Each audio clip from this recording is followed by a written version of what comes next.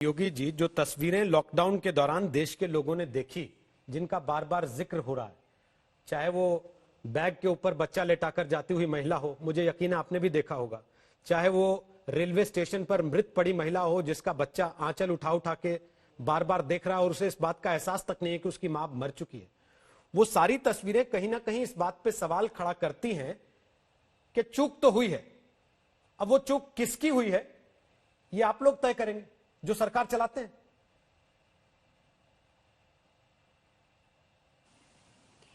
देखिए, जो ये दृश्य थे इसका समर्थन कोई भी नहीं कर सकता। किसी भी संवेदनशील व्यक्ति को इस प्रकार की तस्वीरों का समर्थन नहीं करना चाहिए। इसके प्रति अपनी संवेदनाएं व्यक्त करनी चाहिए और मुझे लगता है हर एक को इस पे अपनी स्वयं की जिम्मेदारियों को लेना चाहिए, अपने ऊपर लेना चाहिए। और मुझे लगता है हर एक घटना को हम राजनीतिक नजरिए से भी नहीं देख सकते।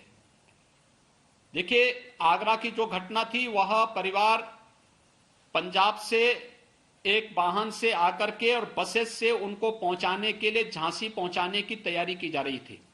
तो उस दौरान एक वाहन से उतर करके वह बस की तरफ जा रहे थे। उस दौरान वो बच्चा उनकी सूटकेस में बैठ करके जा रहा था। वह दृश्य था जिसको मीडिया ने खूब हाईलाइट किया। दूसरा दृश्य जिसमें एक मृत जो महिला थी उसका बच्चा, नवजात जो बच्चा था, वह बार बार अपनी मां के उसमें आंचल से उसको उठा करके कर रहा था। बहुत दुखद घटना है और इस प्रकार की घटनाएं घटित हुई हैं। लेकिन हमें इस बारे में भी देखना चाहिए कि लगभग 1 करोड़ प्रवासी कामगार और श्रमिकों को स्पेशल रेल लगा करके सुरक्षित उनके गंतव्य तक पहुंचाने का कार्य हुआ है। ये पहले कोई नहीं जानता था कि लॉकडाउन को हम इतने चरणों तक पहुंचाएंगे और ये अचानक जब निर्णय लेने पड़े, क्योंकि ये बीमारी केवल भारत के अंदर नहीं, भारत के अंदर तो भी ये नियंत्रित है। 135 करोड़ की आबादी का देश और कोरोना में अब तक भारत के अंदर हमारे यहां जितने संक्रमित हैं उसकी तुलना में अगर 33 करोड़ अमेरिका की आबादी को हम देखेंगे तो आप अनुमान लगा सकते हैं कि वास्तव में क्या स्थिति है। अमेरिका की हेल्थ सिस्टम के साथ अगर भारत के हेल्थ सिस्टम की तुलना करें या अमेरिका के अंदर इस दौरान जितनी मौतें हुई हैं उनकी तुलना भारत के साथ आप करें तो मुझे लगता है आप मानेंगे कि भारत के अंदर लिया गया प्रधानमंत्री मोदी जी का निर्णय अत्यंत महत्वपूर्ण निर्णय था, समय से लिया गया निर्णय था, दूरदर्शितापूर्ण निर्णय था और प्रधानमंत्री मोदी जी के कारण लिए गए निर्णय के कारण भारत एक बहुत बड़े संकट से बचा है।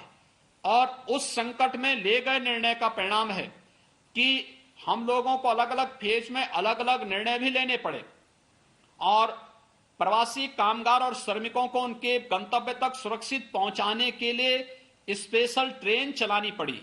आप अनुमान करिए कि अकेले उत्तर प्रदेश में आज दोपहर तक 1550 से अधिक ट्रेन पहुंची हैं श्रमिक स्पेशल, जिसमें 85% श्रमिकों का किराया भारत सरकार ने दिया है और 15% राज्य सरकार ने दिया है। राज्य में उत्तर प्रदेश के अंदर आने वाला हर कामगार और श्रमिक को बॉर्डर पे आते ही भोजन की व्यवस्था, पानी की व्यवस्था या जो लोग पैदल आ रहे थे उनके लिए बसेज की व्यवस्था, ये सारी सुविधाएं हमने कर रखी हैं और राज्य सरकार ने भी की। 12,000 हमारी यहां पर परिवहन निगम की बसेज इस कार्य के लिए लगी थी। आखिरी सवाल 200 बसेज सभी 75 जनपदों में जिलाधिकारियों के निवर्तन पे हम लोगों ने लगाई थी। एक आखिरी सवाल इसलिए लगाई थी किसी को दिक्कत न हो, लेकिन फिर भी लोगों के सामने लोग उद्वेलित थे अपने घर जल्दी पहुंचने के लिए।